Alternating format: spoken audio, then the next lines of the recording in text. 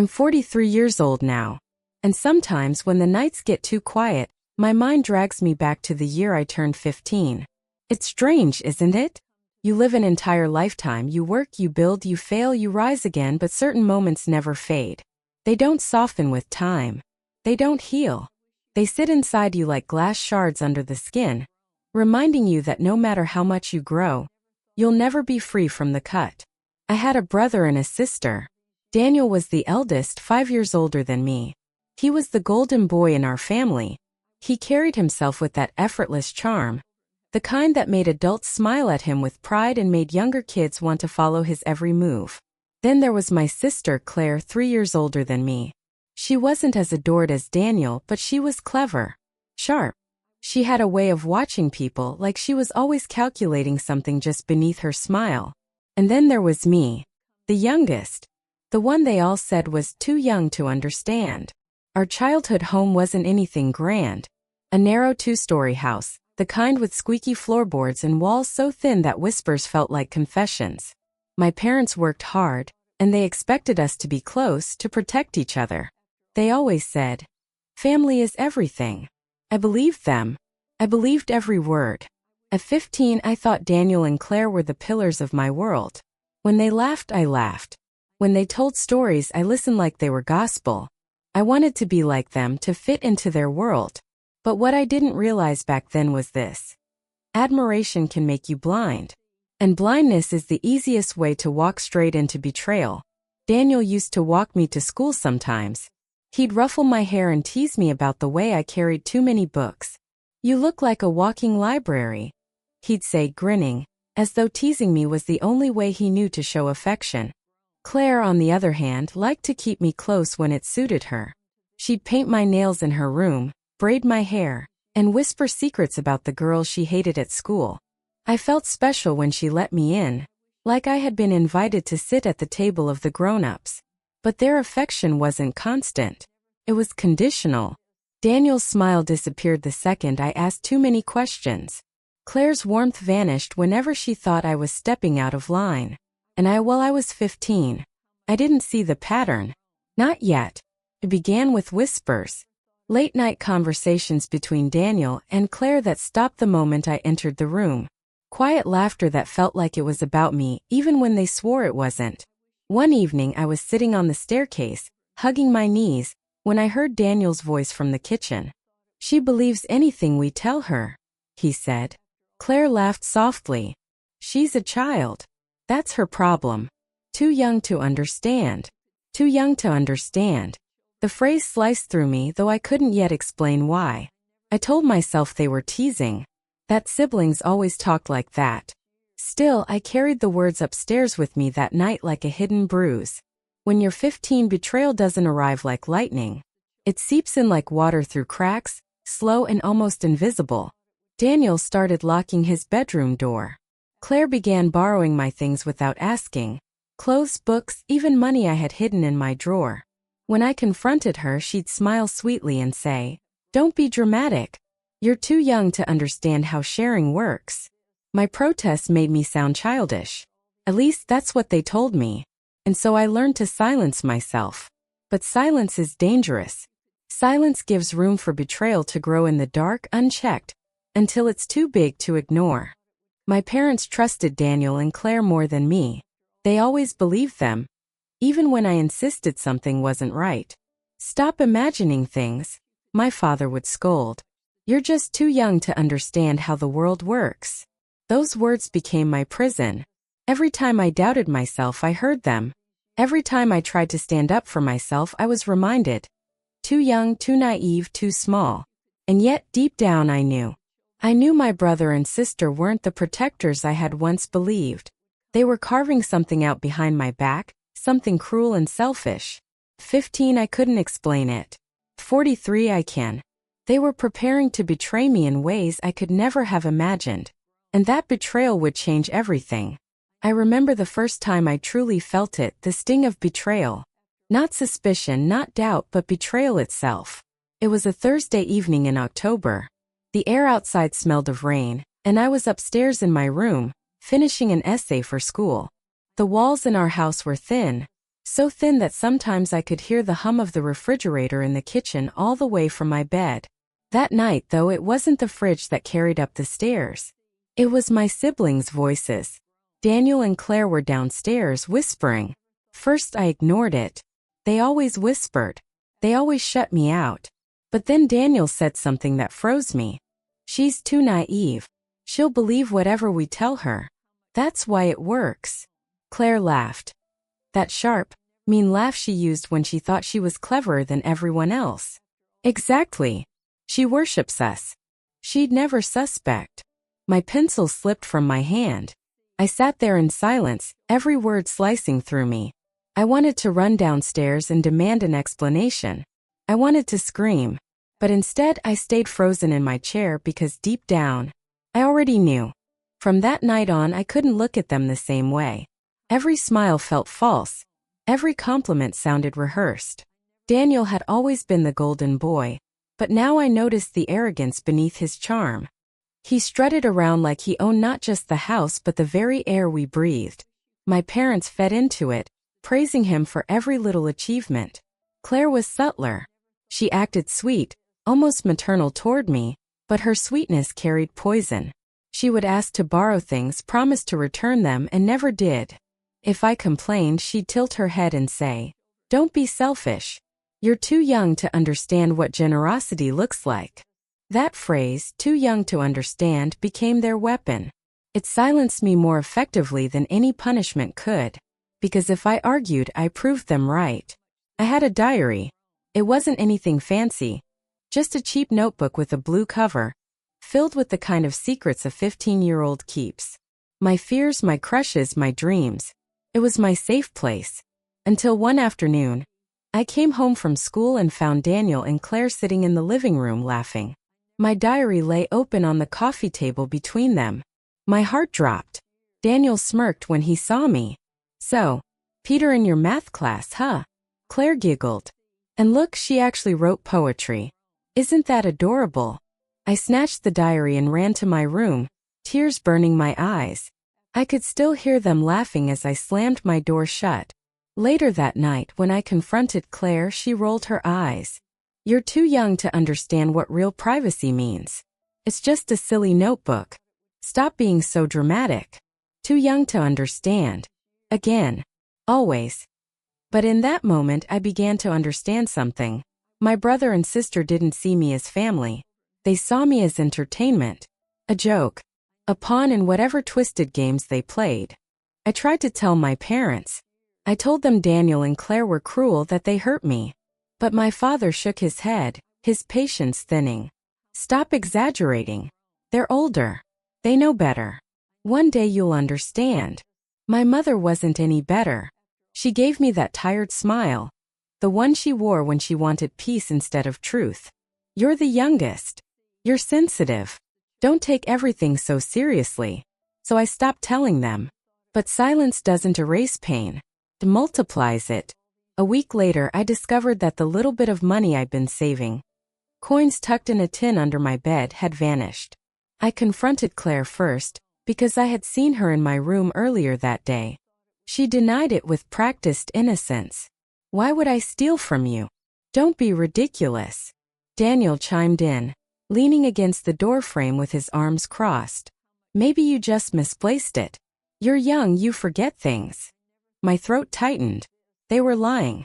I could see it in their faces. But when I told my parents, they sided with Daniel and Claire. "You probably spent it and forgot," my mother said. That night I cried myself to sleep. Not because of the money, but because of the realization that in my family my voice meant nothing. I was 15 and already I felt like a ghost in my own home. My siblings mocked me, stole from me, and twisted the truth. My parents dismissed me, silenced me, and made me question my own sanity. But here's the thing about betrayal. It doesn't just hurt. Transforms you. Every laugh at my expense, every stolen coin, every whispered insult. It planted seeds inside me. Seeds of resentment. Seeds of fire.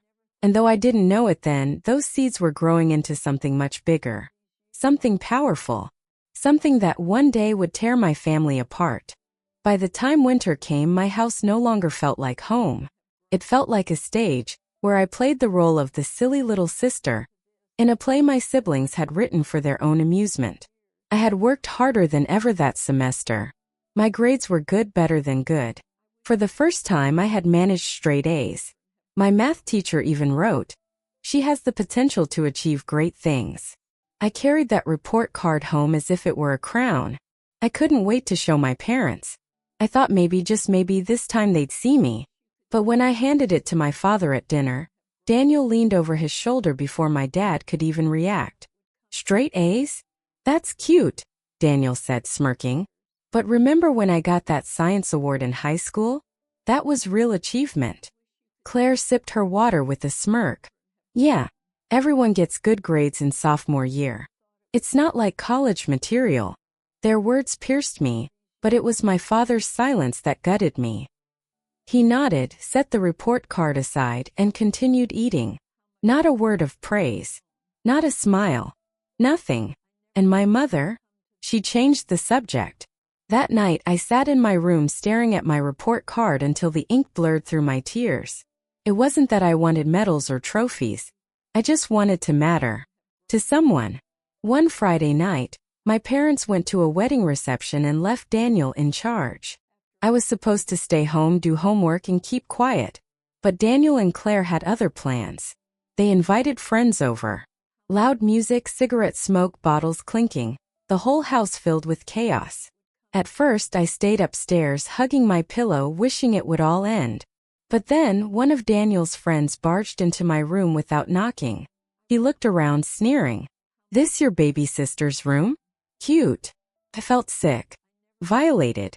I stormed downstairs and confronted Daniel, my voice shaking. "Tell them to leave my room alone." The whole living room went silent for a moment. Then Daniel laughed. A long, cruel laugh. "You're too young to understand how parties work. Relax." His friends burst out laughing too. Claire leaned against the couch, smirking like she was watching a comedy show. And in that moment I hated them. Truly hated them. When my parents came home I thought finally, justice would be served. The mess was everywhere. Cups, bottles, ashes. I told them what had happened, how Daniel let strangers into my room. But Daniel was ready. "She's exaggerating. We just had a couple of friends over, nothing wild." "She's dramatic as usual." Claire nodded, her voice dripping with fake concern. "She makes things bigger than they are. Maybe she's stressed from school." And my parents believed them. "Stop causing problems," my father snapped at me. "Why do you always try to get your siblings in trouble?" I wanted to scream. I wanted to shake him and make him see me. But instead I stood there, my fists clenched, my throat burning, and I realized they would never believe me. Not against Daniel. Not against Claire. My 16th birthday was supposed to be special. Sweet 16, the milestone every girl dreams of. I had hinted at wanting a small dinner, maybe a cake. Just the family together. The morning of my birthday I came downstairs expecting smiles, maybe even balloons. Instead the kitchen was empty. No one said a word. No one even remembered. By evening, when I couldn't hold back my tears anymore, I asked Claire, Did you forget what today is?" She smirked. "You're too young to understand. Birthdays aren't a big deal when you grow up." Daniel didn't even look up from his phone. It wasn't until late that night that my mom came into my room with half a cake she had picked up from the grocery store.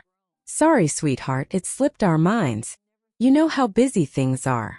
I took the cake, smiled politely, and nodded. But something inside me cracked. That was the night I stopped hoping. I began to keep to myself. No more sharing, no more asking for attention. I withdrew into silence. But silence doesn't erase pain. It sharpens it. And in that silence I started noticing things I hadn't before. Daniel whispering on the phone late at night. Claire sneaking money from my mother's purse. Small lies that added up to something bigger. They weren't just cruel to me. They were liars. Manipulators. Parasites feeding on the trust of my parents. And suddenly the phrase they loved to throw at me, "You're too young to understand," shifted in meaning. Because now I did understand. I understood more than they thought. And what I saw filled me with a cold, dangerous clarity. I began to keep to myself. No more sharing, no more asking for attention. I withdrew into silence. But silence doesn't erase pain. It sharpens it. And in that silence, I started noticing things I hadn't before. Daniel whispering on the phone late at night. Claire sneaking money from my mother's purse. Small lies that added up to something bigger. They weren't just cruel to me. They were liars. Manipulators.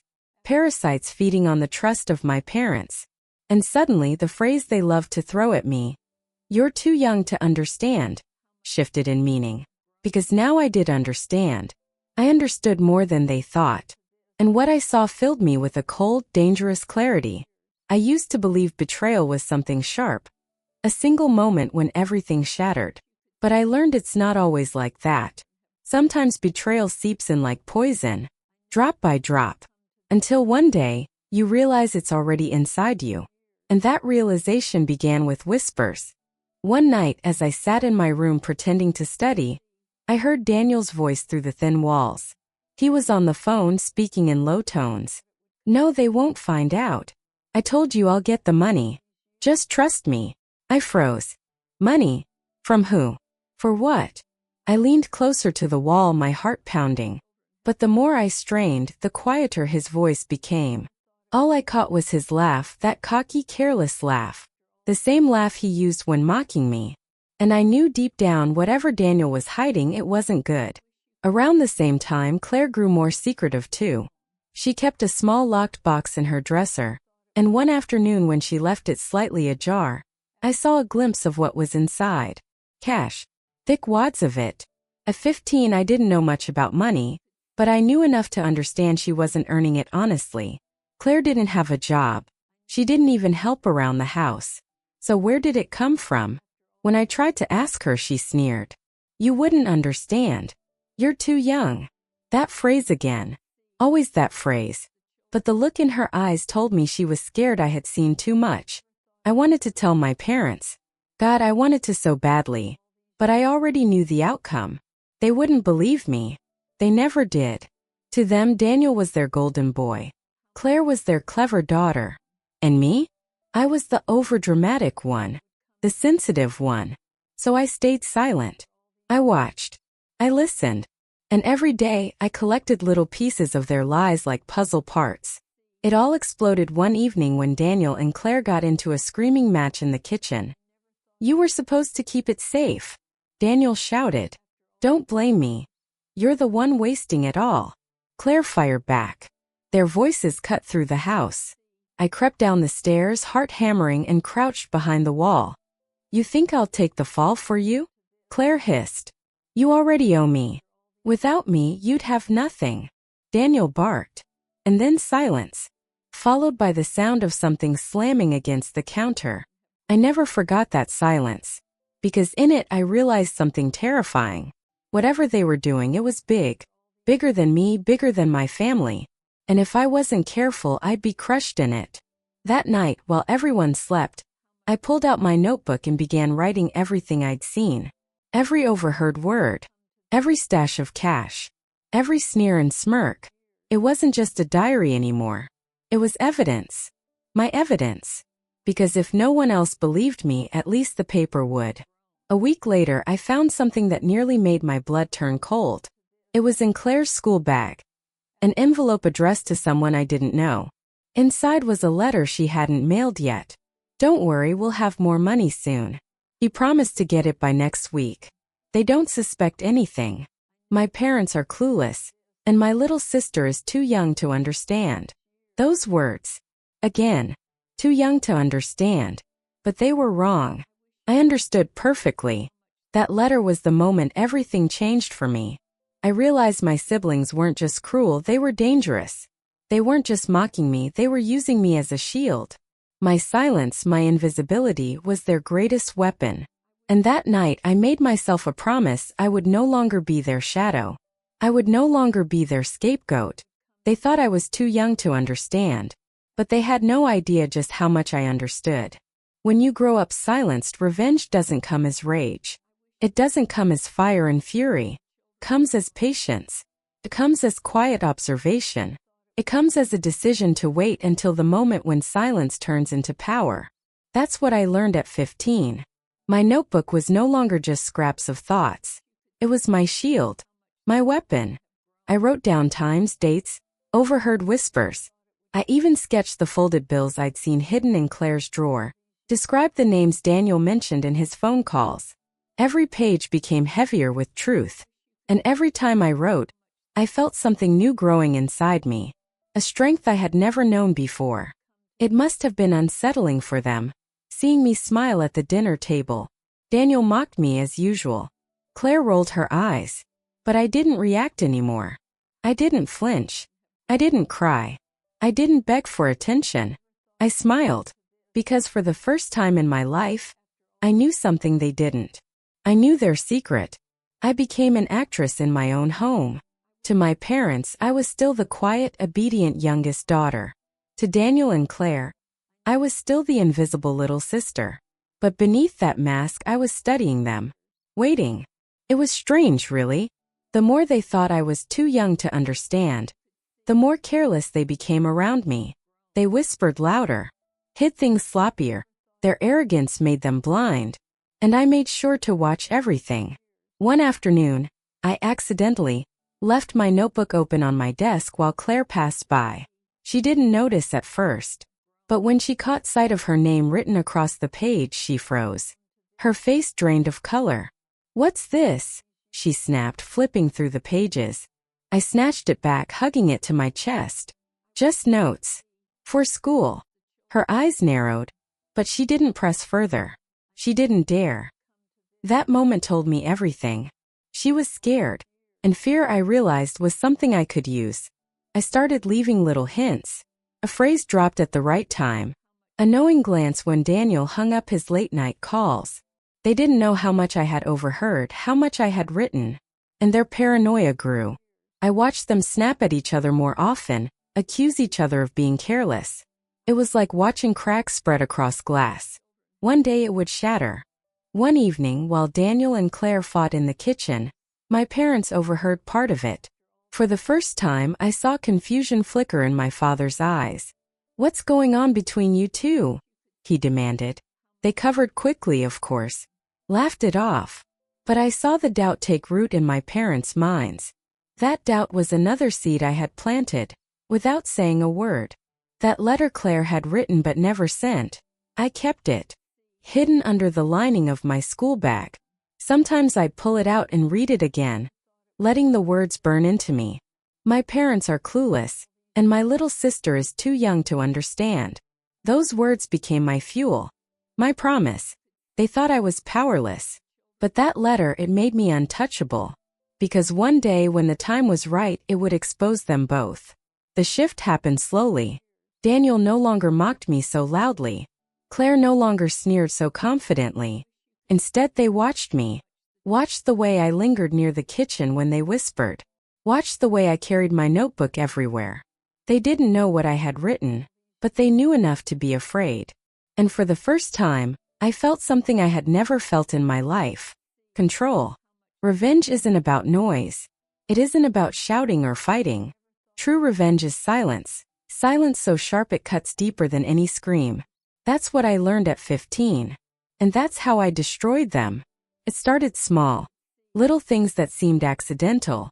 I left Claire's half-written letter in a place where I knew my mother would find it, tucked inside a stack of old mail on the dining table.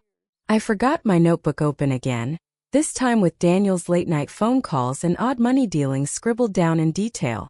And I waited. The night it all came crashing down, I didn't lift a finger. I was in the living room, curled up with my book, when I heard my mother's voice rise from the kitchen. "What is this, Claire? Who are you writing to?" Then my father's voice, harsh, commanding. "And you, Daniel, what money is she talking about here? What have you been hiding?" The walls trembled with their shouts. Daniel swore it was Claire's fault. Claire spat back that Daniel dragged her into it. My parents' disbelief turned into horror, then into rage. And I sat there quietly, pretending to be confused, pretending to be too young to understand. When Daniel stormed upstairs to grab something from his room, I followed quietly, carefully. He didn't notice me slip the small bundle of stolen money he kept under his mattress out from its hiding place. Later, when my father searched his room, I pointed softly, innocently. Maybe check under the bed. The look on Daniel's face when they pulled it out. Shock, betrayal, panic. It was the first time I saw fear in his eyes. And God, it was beautiful. Within weeks, everything changed. My parents cut off their allowances, took back control of the finances, grounded them both to the point of suffocation. Daniel lost the little freedom he thought he had. Claire's friends stopped coming around. And me? For once, I wasn't invisible.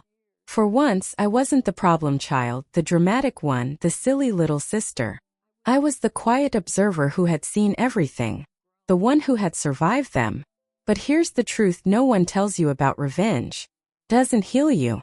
Even now, in my 40s, I can still see Daniel's eyes the night his lies collapsed.